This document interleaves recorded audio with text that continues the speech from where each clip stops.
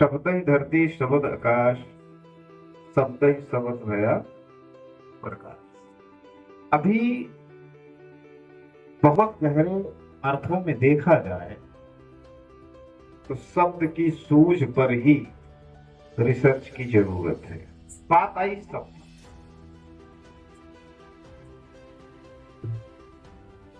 और केवल एक मंच ऐसा मंच है,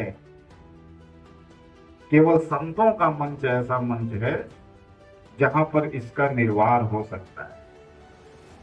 अन्यथा पूरे ब्रह्मांड में कोई ऐसा मंच नहीं है जहां पर इसकी सार्थकता को कष्ट किया जा सके। गहरी बातें संत ही करता है,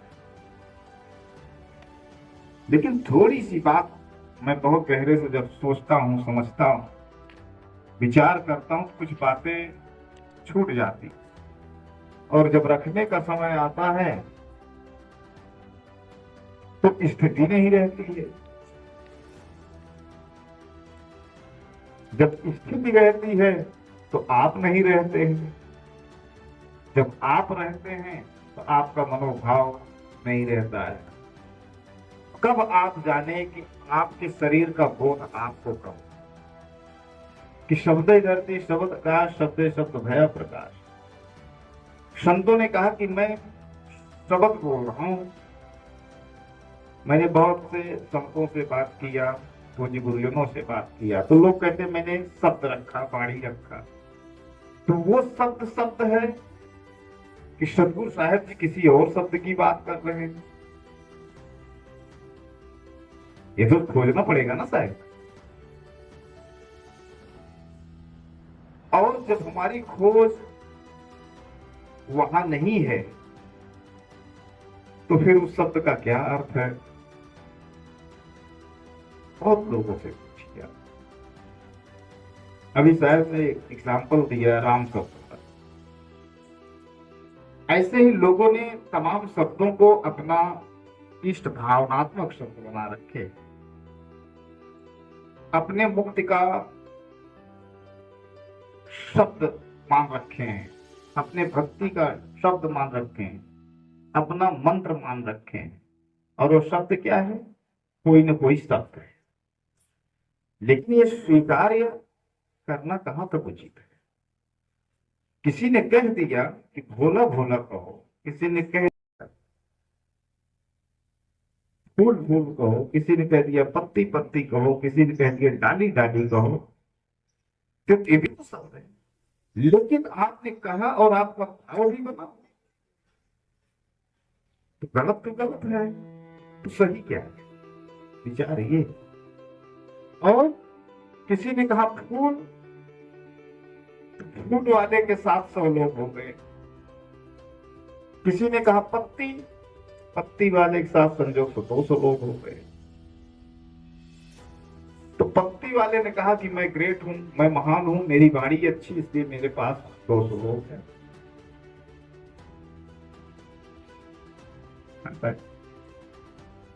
तो लोग अपने उस शब्द जो कि है ही नहीं, जो कि है ही नहीं, उस शब्द को रखने का समाज में प्रयास कर रहे हैं।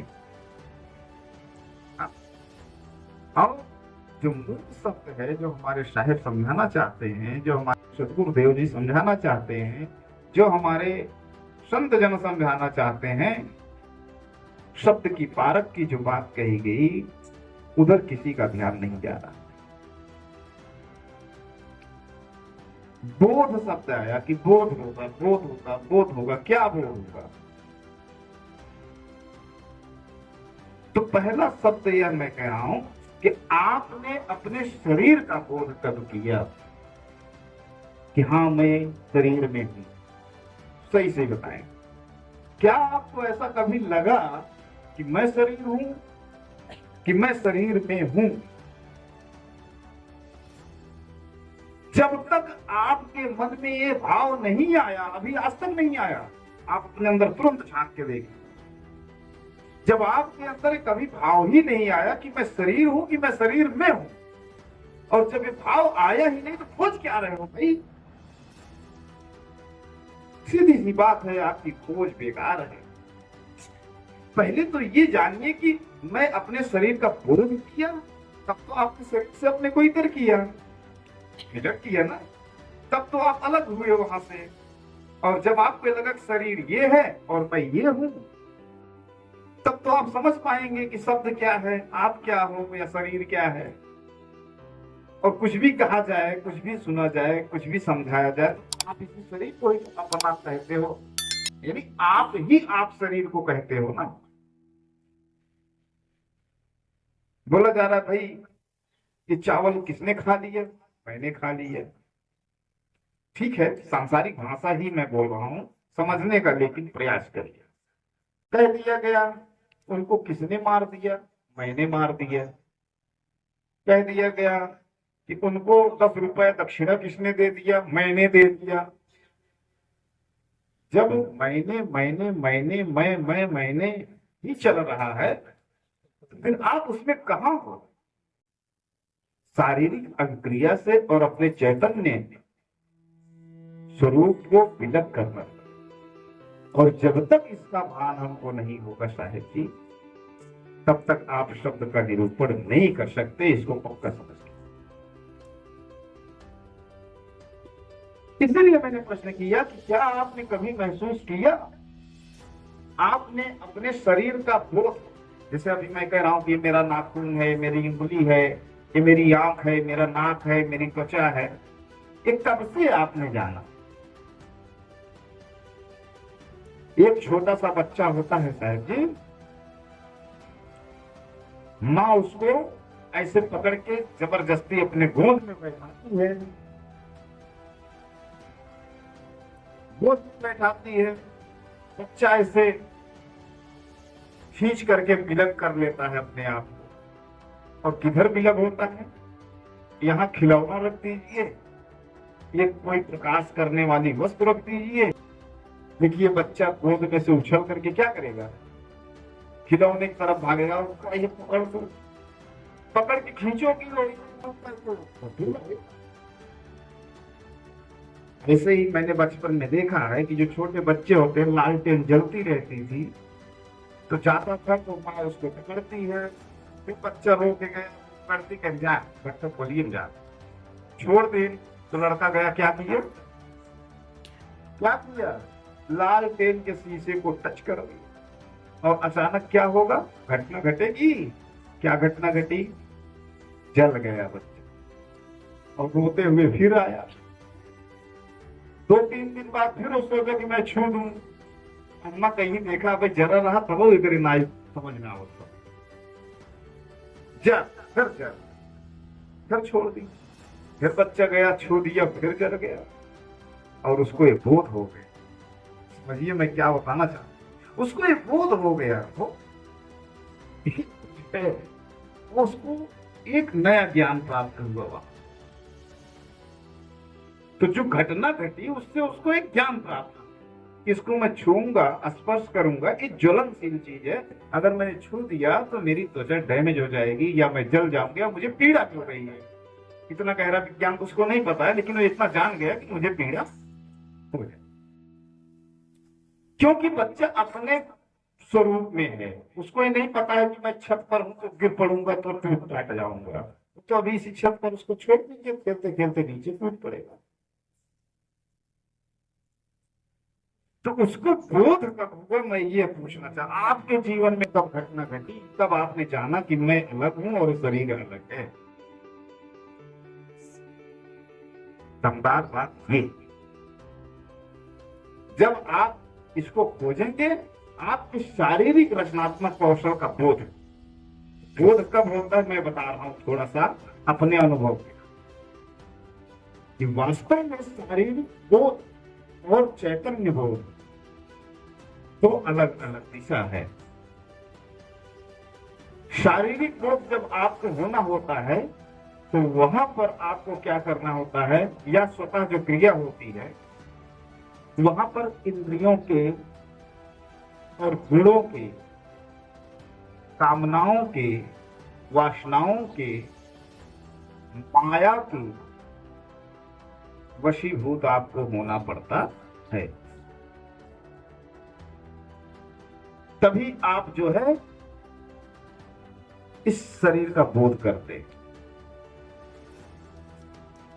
शायद क्यों? क्योंकि भूख लगी, चाहे बच्चा हो चाहे आप, पहली बार अगर भूख लगी तो रोया, तो क्या पाया? तो वहां जो उसकी भूख थी वो क्या थी? उसके शरीर की क्या थी? तमन्ना। उसके शरीर की चाहत, उसकी भूख मिटी तो उसकी क्षुधा मिटी, और जो उसकी जब भूख मिटी तो इसका अर्थ होगा उसकी उसके उसके मतलब भूख को तृप्ति मिली तो संतुष्ट हो गया। समझे? ऐसे ही प्यास लगी, पानी पिया। ऐसे ही ठंडा लगने लगा तो कपड़े से गर्म किया गया या अग्नि से गर्म किया गया। तो जब इन सब चीजों का बोध होता गया, गुण स्पर्श या शारीरिक बोध का जब होने लगा तो यहां पर माया ही तो हावी हुई, यहां पर वासना इच्छा ही तो हावी हुई, तभी तो आप जान पाए। और जब ये हावी हुई और आप जान पाए, अब बताइए आप ज्ञान कहां पाओगे फिर? ये है, इसीलिए इतना समझाना पड़ता है संत। इसीलिए संत कहते हैं कि मैं बहुत समझा, बहुत। संत बेचारे घुघरू पहन करके नाच नाच करके गा गा करके आपको समझाए। उनको लगा कि तुम मेरी बात नहीं समझ पाओगे तो पैरों में अपने छागल पहन लिए, घुघरू बांध लिए। उनको लगा तुम ऐसे नहीं समझ पाओगे, वो नाच गाना तमाशा करने लगे, गाना गाने लगे, भजन गाने लगे। फिर भी तुम नहीं समझे, तुम्हारी भाषा तो अध्ययन करके तुम्हारी भाषा में गाने बनाने लगे।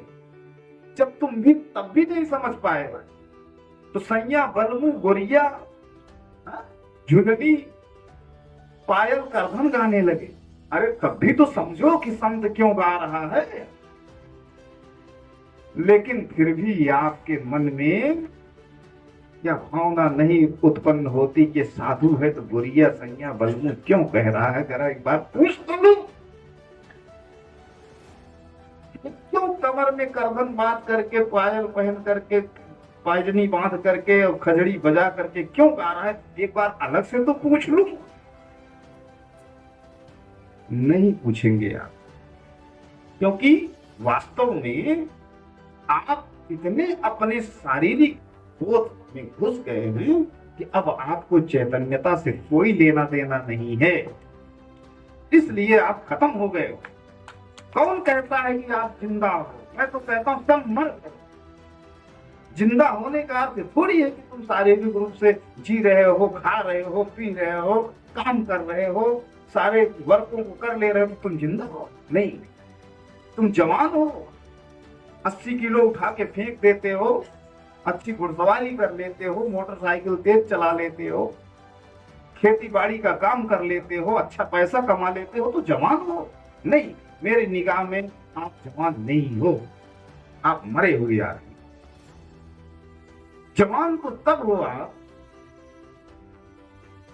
80 साल का बुजुर्ग हो या 100 साल का, उसको अपने निज चैतन्यता की खोज में अगर वो अपना परिश्रम राष्ट्रपति कर रहा है, अगर वह मेहनत कर रहा है, तो मेरे निजाम बल्कि वही जवान।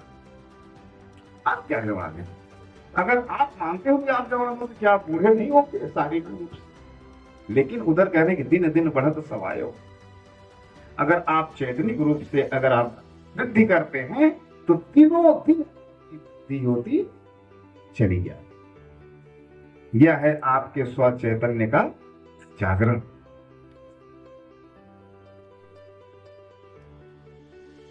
भाई बुद्ध के पास क्या नहीं था, गए बैठ गए, और जब उनको प्राप्त हुआ, जबकि उन्होंने वचन दिया कि मैं वापस आऊंगा, सब कुछ देखूंगा, लेकिन जाने के बाद समझाए कि नहीं समझाए? यशोधरा मिलने गई तो उन्होंने बताया कि मैं तो बोला था, तुम ठीक कहती हो कि मैं वापस लौट के आऊंगा, जो मैं खोजना चाहता हूं अगर मुझे मिल गया तो मैं तुम्हें वचन देता हूं कि मैं वापस तुम्हारे पास आऊंगा। यशोधरा से जब मिलते हैं उनके पिता की तबीयत खराब होती है, जब वो मिलने जाते हैं उनके आग्रह पर, तो यशोधरा चुपके से मिलती है, एक शब्द केवल बोलती है, तो केवल इतना बता के जाओ, तुम कहे थे कि तुम्हें जब मिल जाएगा तो मैं तुम्हारे पास आ जाऊंगा, लेकिन तुम तो मुझे पहचान ही नहीं रहे हो, मुझे देख ही नहीं रहे हो, तुम्हारा वचन तो टूट गया। बुद्ध मुस्कुराते हुए 4 कदम और आगे बढ़े, फिर पीछे से उन्होंने आवाज किया, फिर मुस्कुरा करके उसकी तरफ देखते हैं और कहते हैं तुम मेरी बात नहीं समझ पा रही, मैं भी इस बात के लिए दुखी हूं कि मैंने तुमको ऐसा कहा था, लेकिन जो तुमसे कहा था वो तो सिद्धांत था, मैं तो बुद्ध हूं, जो कहा था तो सिद्धांत था, मैं तो बुद्ध हूं, और जब मैं बुद्ध हूं, अब मुझसे जो चाहिए उसको पूछो, उसको मांगो, मेरे पास एक चीज है, धर्म देशना है, आओ मैं तुम्हें तुरंत सन्यासी बनाता हूं। अपनी मां से उन्होंने कहा, अपनी पत्नी से कहा, पुत्र राहुल से कहा, और जितने लोग उनसे मिलने गए और सबको उन्होंने क्या कर दिया, सन्यास दे दिया। क्यों? इसलिए मैंने कहा कि आप इंद्रियों का जागरण जब होता है, शरीर का जैसे जैसे उद्विकास होता है, आपके सोच, आपकी बुद्धि, आपके मन का भी विस्तार होता है। छोटा सा बच्चा बहुत जब छोटा होता है तो कभी से शराब थोड़ी पीता है। आप सोचिए शराब कब पिएगा? कोई छोटी सी बच्ची है, छोटा सा बच्चा है, वो काम वासना में तृप्त है क्या? नहीं, उसकी एक अवस्था होगी ना।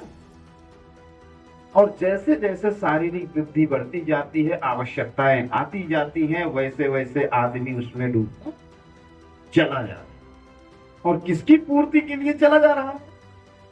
इंद्रिय तृप्ति के लिए। किसके लिए जा रहा है? अपने शारीरिक के लिए। और जैसे जैसे आपका विकास हो रहा है, आप बढ़ रहे हो, वैसे वैसे आपने तो अपने इंद्रियों को और अपने शरीर को तृप्त करने का जुगाड़ बनाया। तो फिर मेरे प्रभु आप बताइए कि आप चेतना का जागरण कहाँ कर पाओ, कहां से कर पाओ? नहीं कर पाओ। इसीलिए हमारे संत दुखी है। इसीलिए हमें लगता है कि कई आज से नहीं, जब से मानव का विकास हुआ होगा, मानव को तनिक भी ज्ञान हुआ होगा, तब से लेकर के आज तक लोग समझाते समझाते समझाते समझाते, ऐसे अभी कई, जब तक सूरज चांद रहेगा तब तक ऐसे समझाते रहेंगे लोग। ना समझो कि कभी नहीं समझाने वालों। लेकिन ऐसे समझाते समझाते जब तक आदमी रहेगा इस धरती पर, तब तक लोग एक दूसरे को समझाते रहेंगे, लेकिन समझ कोई पाएगा नहीं। और अगर समझ कोई पाया, इसके आगे का जो ज्ञान होगा, जब आप स्वयं में आएंगे, जब आपको आत्मबोध की प्राप्ति करनी होगी, तभी आपको कोई चीज समझ में आएगा। और वह कार्य करने में जो क्षमता है, मेरे दृष्टि में, और ये लोक सम्मत, संत सम्मत हर तरीके से, वह क्षमता केवल और केवल वास्तव में गुरु में ही है और किसी भी नहीं। जिसमें वो क्षमता है वही गुरु है। तो स्नेही जनों, मैं आपसे विनम्र रूप से कहना चाहूंगा, प्रश्न आओ, बहुत ही उत्तम उठे, बहुत अच्छे विचार है, इसलिए ये बात कहना पड़ा। आज सबसे बड़ी लड़ाई धर्म, बड़ी संगत है धर्म को लेकर। और सही सही ये है कि धर्म जिसको आप समझ रहे हो, तो धर्म है ही नहीं, और जो धर्म है उसको आप समझ नहीं पा रहे। चिंतन करके देखिए, अच्छा मान लीजिए अगर इस्लाम धर्म ही सबसे अच्छा धर्म है, तो बाकी जो दूसरा धर्म है फिर उसका तो कोई अस्तित्व नहीं होना चाहिए। अगर वह सबसे अच्छा है या वह वास्तविक है, सत्य है, तो फिर हिंदुइज्म में कोई मतलब नहीं रखना चाहिए। और लोग सब अपनी अपनी ढपली, अपनी अपनी रंग, झंडा सबका तना है, और उसी झंडे में हो क्या रहा है, जो संतों ने समझाया इतने दिन तक, उसी मार काट में फिर आके फंस गए। देखिए काल की क्या माया है। तो कहें तोहार हरियर का झंडा है, हमारा ललका है, कहें हमारा उजर का है, कहें हमारा पियर का है, तो कहें हमारा ललका प्लस पियर का दोनों है, ज्वाइंट चलने लगा। वो कहें हमारा भगवा है। अब झंडों की लड़ाई हो गई, और जब जब जब जब झंडों की लड़ाई हुई है, तब तक आदमी के ऊपर केवल डंडा ही पड़ा है और कुछ नहीं। आप कपड़ों में बंटते जा रहे हैं। जब बच्चा जन्म होता है तो कपड़ा पहन के पैदा होता है, नहीं पहन के पैदा होता है, और उसके बाद पूरे जीवन भर वो वस्त्र ही पहनता है, और तरह तरह के कपड़े पहनता है। महिलाओं ने कहा साड़ी हमारी है, पुरुषों ने कहा कुर्ता धोती हमारा है, पैंट शर्ट हमारा है, टाई कोट हमारा है, टोपी हैट हमारी है। महिलाओं ने कह दिए तो से कम उम्र थोड़ो बा, सूट सलवार हमारा है, साड़ी हमारा है, गजरा झुमका पायल नथुनी बिंदी कुल ही हमारा। लड़ाई होगी बस। जो श्रृंगार आ गया बीच में, होना चाहिए, क्योंकि प्रकृति का श्रृंगार है, तो आपका भी श्रृंगार है और होना चाहिए। लेकिन कपड़ों में आप जिस तरह से आसक्त होते जा रहे हैं या हैं, उससे भी आपकी चैतन्यता पर विरोध का असर। अगर ऐसा नहीं होता तो किसी भी महापुरुष को उठा के देख लीजिए, उन्होंने एक रंग का वस्त्र धारण किया। मुख्य रूप से केवल दो वस्त्र आते हैं, एक जो सूर्य उदय होता है, जो लालिमा, पहली लालिमा जो होती है, वह रंग जिसको हम गेरुआ, भगवा या चीवर जो भी कहें, और दूसरा वस्त्र है सफेद वस्त्र।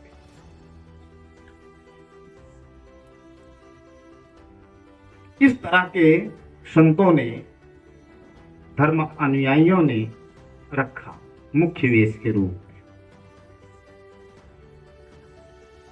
तो मेरा कहने का एक ही भाव है कि ऐसे सब समझाता जाता रहेगा। देखिए त्याग करना पड़ेगा, इसलिए वास्तव में जागरण अंदर लाइए। हम चाहते हैं आपके अंदर प्रश्न हो, प्रश्न रखें, और हमारे पूज्य संत जन आपको प्रतिक्रिया देंगे। हम नहीं बता पाएंगे तो अन्य लोग बताएंगे, लेकिन वास्तव में प्रयास करें।